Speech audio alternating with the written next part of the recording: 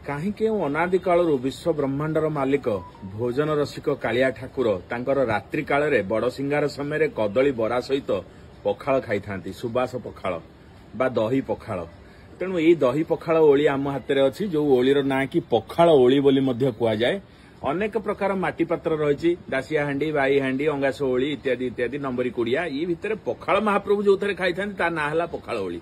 ତେଣୁ ଏ ପଖାଳ ଓଳିରେ ଅଦ୍ରକ ମାନେ ଅଦା, ଜିରା, ଶର୍କରା, ଦହି ଏବଂ ଲବଣ, ଲୁଣ ପଡିକିରି ଗୋଟେ ଅତ୍ୟନ୍ତ ସୁସ୍ୱାଦୁ ଜିନିଷ जोटा कि महालक्ष्मी प्रस्तुत करते महाप्रभुंकर जमी भलरे पखाल खिया निद हम राति।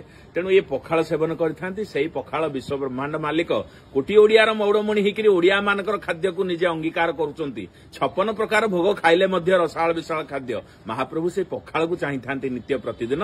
आज विश्व पखाल दिवस रे महाप्रभु एमती पखाल खाई ओडिया मान प्रति एमती कृपा करी अमृत नेत्र चाहिए एति पाद पद्म आमर कामना।